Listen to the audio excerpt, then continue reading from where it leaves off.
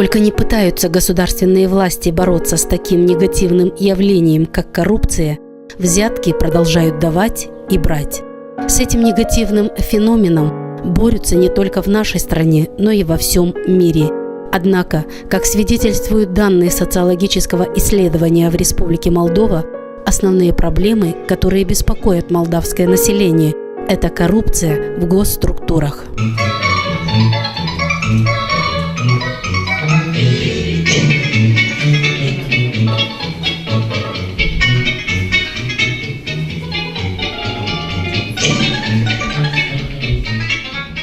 Около 84% граждан и 66% бизнесменов считают коррупцию наибольшей преградой в развитии страны. Причем среди самых главных причин распространения этого феномена в Молдове многие опрошенные назвали низкую зарплату и безнаказанность. По мнению респондентов, и это ни для кого не секрет, чаще всего неофициальные выплаты осуществляются в медицинских учреждениях, полиции, учебных заведениях и на таможне. Знаете, я буквально недавно проводила анкетирование среди студентов Камрадского государственного университета, и были вопросы, в частности, насколько им знакома коррупция как таковая и что необходимо сделать. Практически все отметили, что коррупция, они знают все о том, что где-то кто-то что-то благодаря средствам массовой информации прежде всего знают о раскрытии каких-либо коррупционных преступлений, и в основном называют, к сожалению, это правоохранительные органы и медицину, к сожалению. Но, тем не менее, знают и о том, что есть некоторые примеры коррупционной деятельности, в том числе в образовании. Что такое коррупция, знают многие. Мы сталкиваемся с этой проблемой каждый день. Однако, как ей противостоять, об этом говорилось на семинаре, который прошел в агротехническом колледже коммуны Светлый на тему противодействия коррупции в системе образования Гагаузии. По мнению учащихся, сегодня с коррупцией можно столкнуться буквально на каждом шагу. Везде встречаются, в медицине, везде встречаются, в школах, в полиции, везде. Как это проявляется? Проявляется, к примеру, мне нужна справка, и я плачу деньги за нее, и мне дают ее. Мы знали, что такое коррупция. Нас информировали родители, учителя. И все знают, что такое коррупция. Но никто все стараются с ней бороться, и не получается. Коррупция – то, что она не Людмила зовут, то, что коррупция наказывается законом. И коррупцию, если ты идешь давать взятку, то ты должен знать об ответственности коррупции. Все всегда ассоциировалось со злым, чем-то плохим, и ее, мне кажется, не устранить, потому что каждый хочет для себя сделать лучше и дает при этом деньги и подкупает. Я считаю, что это нехорошо, потому что страдает и политика, и образование страны. И это очень... Без этого не обходится. В школах, может быть. Как это проявляется? Например, он дал деньги, получил образование. Бывает, да. Например, на дорогах тоже так, может быть, с гаишниками.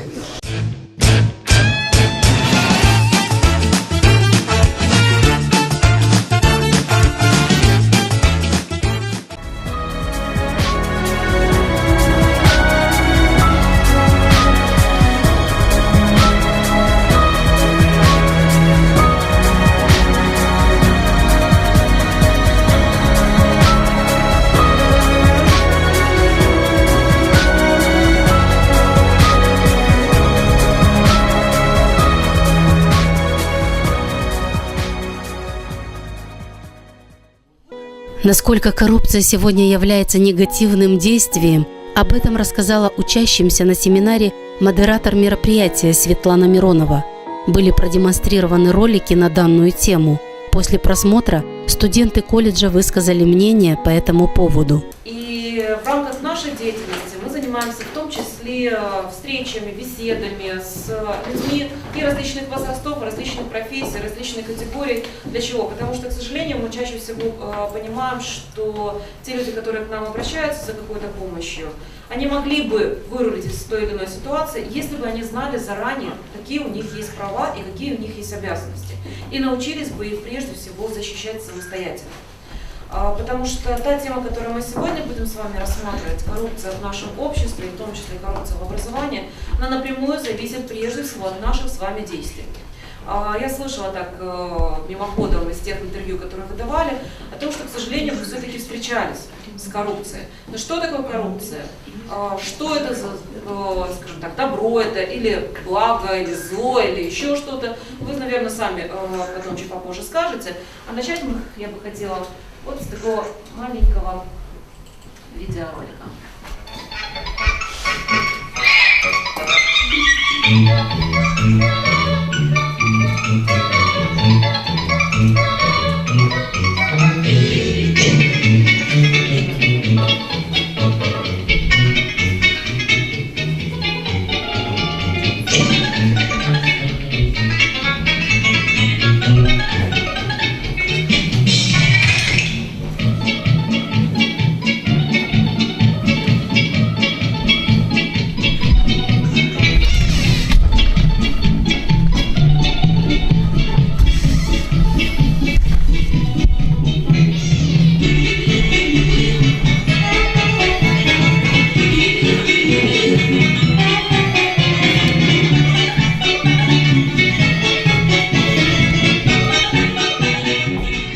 Как отметила модератор, целевой аудиторией тренингов в первую очередь являются студенты, будущее поколение нашей страны, которые, как надеются организаторы, уже не будут требовать и предлагать взятки. А что такое коррупция? Какие ассоциации вызывает вообще это слово для вас?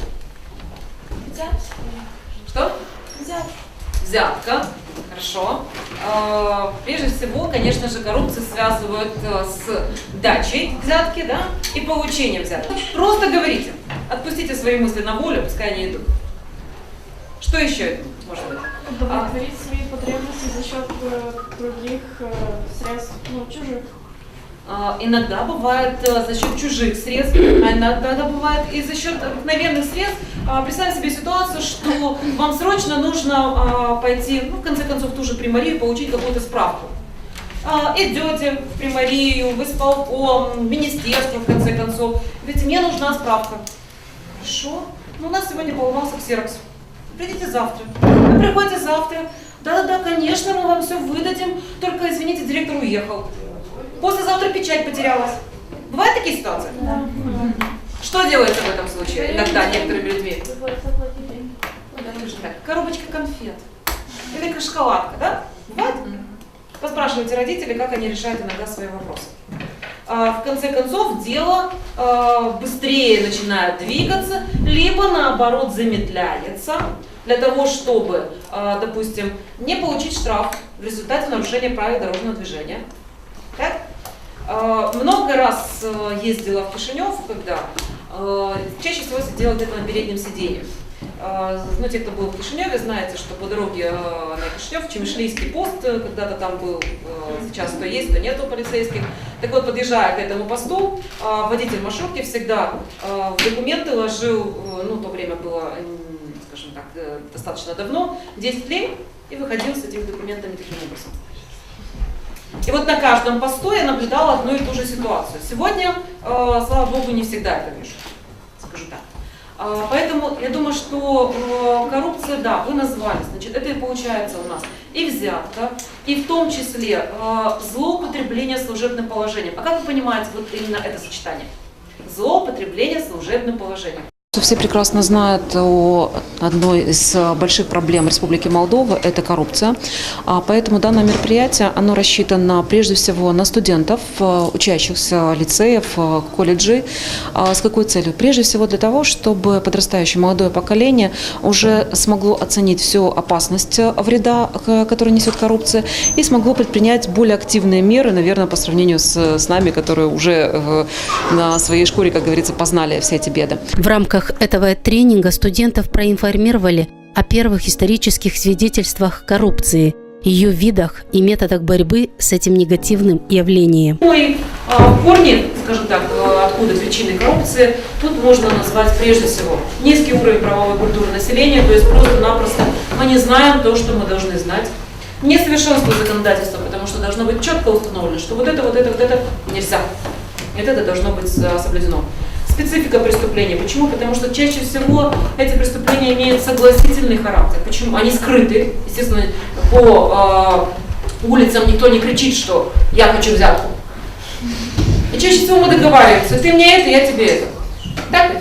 А если ты сам дал, то ты сам получаешь ответственность, и я получаю. Нам это обоим не выгодно, поэтому мы будем молчать. Естественно, что в трудные времена в экономическом развитии тоже низкий уровень жизни и оплата труда, естественно, приводит к тому, что появляется коррупция. Что же делать? Кто-то говорит, ужесточить наказание, четвертовать, сжигать и так далее. Изменится восприятие коррупции? Нет, не изменится. Почему? Потому что, да, люди у нас боятся. Боятся, действительно, поэтому не совершают некоторых преступлений. И, может быть, даже цифра будет меньше. В одной из областей в Российской Федерации как-то проделали эксперимент, когда чиновников, вот как вы сдаете бакалавра под камеры, там поставили камеры во всех кабинетах. Вы знаете, сократились расходы этой области на 20%. На 20%. Это 1/5. Существенно? Очень даже. Поэтому, естественно, что необходимо как совершенствовать действующее законодательство. В обязательном порядке должна быть гласность и прозрачность деятельности органов, как судебной, так и исполнительной власти. И в этом аспекте у нас кое-что делается. Объясню что. Во-первых, посмотрите, в системе образования сейчас экзамены под прицелом видеокамер. Я думаю, что это последний год, когда 9 классы сдают без камер.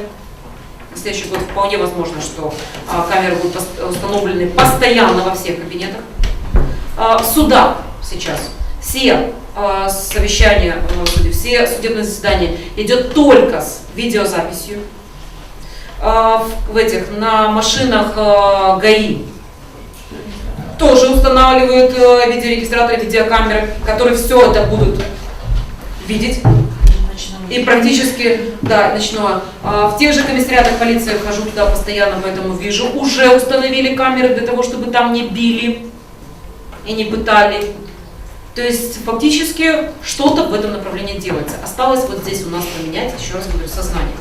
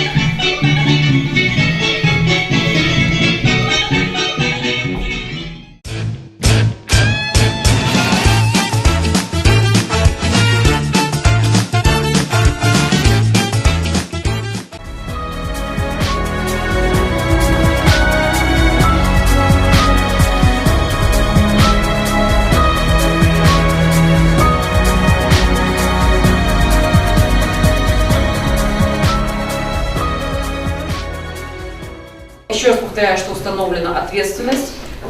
Я не буду сейчас зачитывать, сколько это условных единиц и так далее. Потом можете более детально прочитать. Установлена ответственность не только за задачу взятки или прием взятки, но и за злоупотребление властью служебным положением, за превышение властью служебных полномочий. Фактически тоже наказывается штрафами. Ну, какие же ягодки? Что же будет в результате нашей коррупции? Чем опасна коррупция? Давайте посмотрим. В экономике. Нарушается механизм конкуренции. Выживает не лучший, а тот, кто дал большую взятку. То есть тот, кто участвовал, допустим, в том же тендере, в конкурсе на то, каким образом построить здание. Я знаю, что, допустим, вы в школах кушали, да? Нас когда-то кормили. Для того, чтобы школа получала продукты питания, она должна заключить договор с какой-то организацией. Как правило, условия такие, что заключается договор с той организацией, которая предлагает меньшую цену. А что в эту меньшую цену будут входить? Какие продукты? Они будут натуральные или они будут химические? Вот это одно из... Посмотрите, вот в том числе и в Италии, после проведения операции «Чистые руки» тоже уровень коррупции и государственной затраты на строительство дорог сократились на 20%. В политике расскажу один маленький пример. Ну, относительно давно это уже было, наверное, лет 8-10 назад. Наш парламент вдруг взял и убрал пошлины на вывоз сигарет за рубеж. Через 2 дня они вдруг, не-не-не, мы совершили ошибку, нужно вернуть эти пошлины. За эти 2 дня кое-кто сделал свои миллионы. Это называется лоббирование, проталкивание своих интересов. То есть я договорилась с одним, вторым, третьим, они проголосовали за то решение, которое мне нужно. Я сделала свои дела, дальше, пожалуйста, меняйте обратно. А может и не меняйте, а может я и дальше буду пользоваться. Да, есть такое дело. И не только депутаты, кстати. У нас есть в том числе местные советники, которые принимают те решения, относительно недалеко. Отсюда есть село, тоже Котовское, назову его прямо. Раньше называлось, и сейчас называется Крылоненко. Да? Хорошо. Говорю примеры прямо с этого села. Кое-кто, фамилию, правда, не скажу, значит, арендовал озеро. И за 14 лет не заплатил ни одной бани за аренду озера. А рыбу ловил, рыбу продавал. Несмотря на юный возраст, многие участники семинара признались, что уже давали взятку дорожному полицейскому в больнице и в органах власти. Коррупция мне была знакома. Что вы понимали под это? Ну, конечно же, взятки, то, что часто люди для быстрого действия берут взятки, чтобы что-то сделать намного быстрее. Вот. Да. Мне интересно, для себя взяла многое, потому что действительно, чтобы сдать экзамены, учиться, нужно учиться, чтобы вот так вот. Коррупция была создана давно, да, и то, что она везде, буквально в прямом смысле везде. И так дальше продолжаться? Да, мы попытаемся ее искоренить своим поколением. Я поняла, что это очень важно в жизни. Да, очень важно в жизни знать, что это такое и для чего. Думали так, есть, но не везде, да. А как оказалось, что везде, вообще во всех отраслях, да. Интересный семинар? Конечно, очень познавательный. Что хорошего вы для себя берете? Что коррупция – это не так уж и хорошо, с ней надо бороться.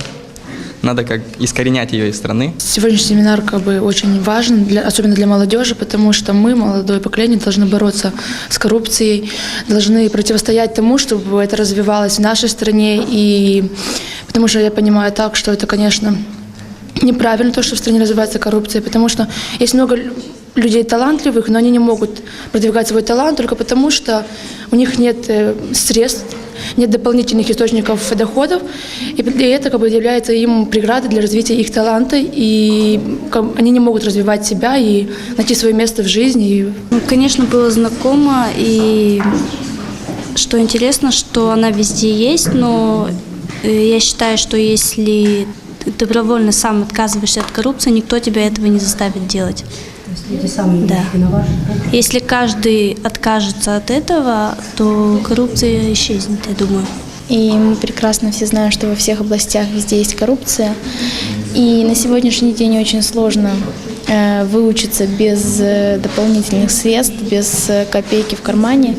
И как будущий студент мне очень важно знать, как бороться с коррупцией, потому что я хочу стать достойным студентом, а в будущем и хорошим специалистом, чтобы лечить детей. Коррупция, безусловно, нужно бороться, потому что если мы сами будем поддерживать, то есть давать взятки и пытаться найти себе как-то выгоду, то она будет процветать и продолжаться. А мы должны ее бороться и попытаться ее искоренить, так как это, безусловно, зло, которое только на первый взгляд приносит пользу, а на самом деле разрушает и человека, и общество, и все сферы. То есть их работа становится уже бессмысленной. И мы узнаем, куда можно обратиться, и как с этим бороться, потому что одному человеку бороться с этим невозможно. Он встретит очень много трудностей, даже может, вот как образование мы пойдем учиться дальше, мы можем даже не закончить. Это даже необходимо, я считаю, потому что мы еще не до такой степени выросли, у нас нет своего точного личного мнения, сформированного. Поэтому кто-то должен способствовать, как родители, так и вот такие организации.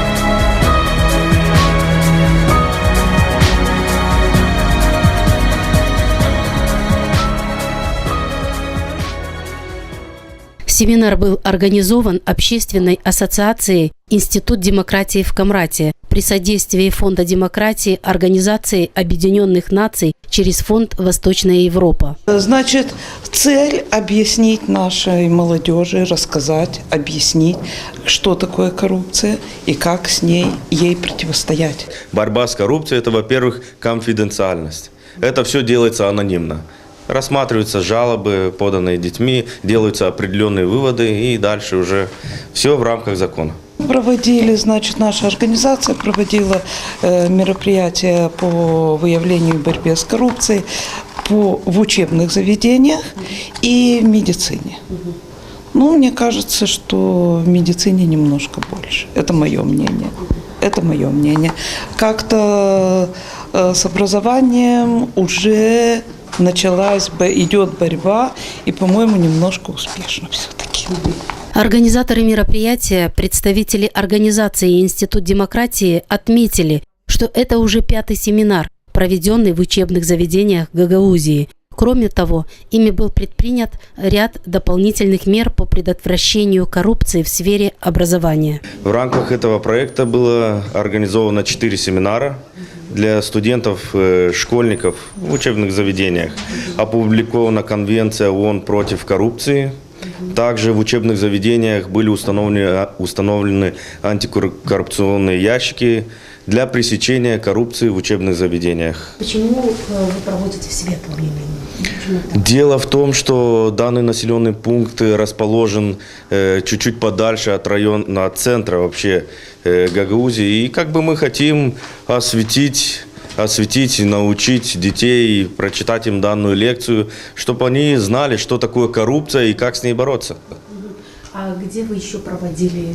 В Камрате, допустим? В Камрате проводили почти во всех учебных заведениях, проведены данные семинары. Исторические корни коррупции восходят к обычаю делать подарки, чтобы добиться расположения. Дорогой подарок выделял человека среди других просителей и всегда способствовал тому, чтобы его просьба была выполнена.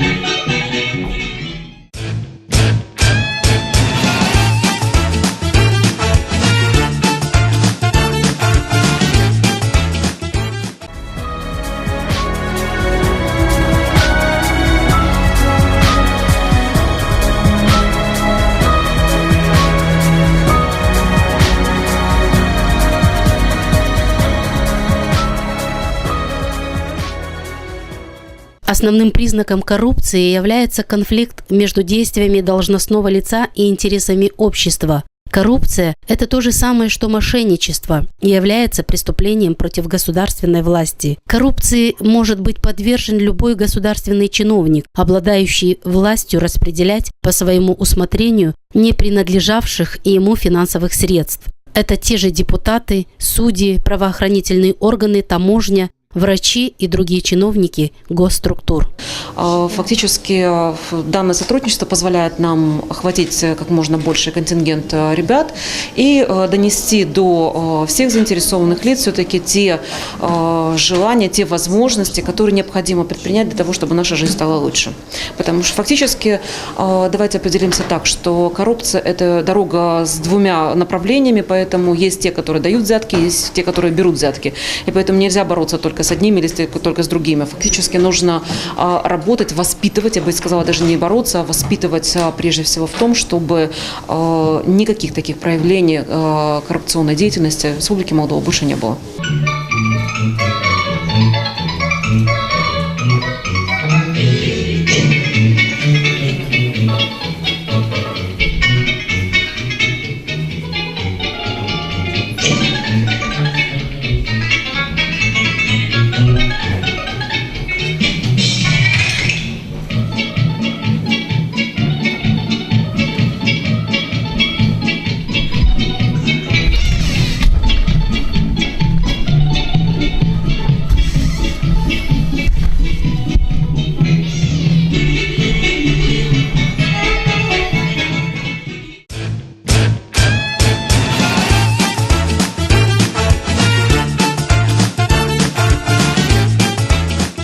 Сегодня вектор, скажем так, немножечко переместился, связанный с вступительными экзаменами, допустим, выпускными экзаменами. Все-таки есть эти примеры. И нам хотелось бы, скажем так, наглядно, даже теми же видеороликами и обсуждением практической ситуации показать, что это может затронуть каждого человека. И, как я говорю, что даже если вы заплатите этому педагогу или этому врачу, или этому полицейскому, он этого умнее не станет, воспитаннее не станет. И поэтому не ждите, что он проведет лучшую операцию или лучше обучит вашего ребенка. Желательно все-таки делать все законным образом. Не то, что желательно, нужно соблюдать закон во всех сферах жизни. Молчание приводит к эпидемии взяточника. Не будьте равнодушны. Сообщайте о фактах коррупции по телефону горячей линии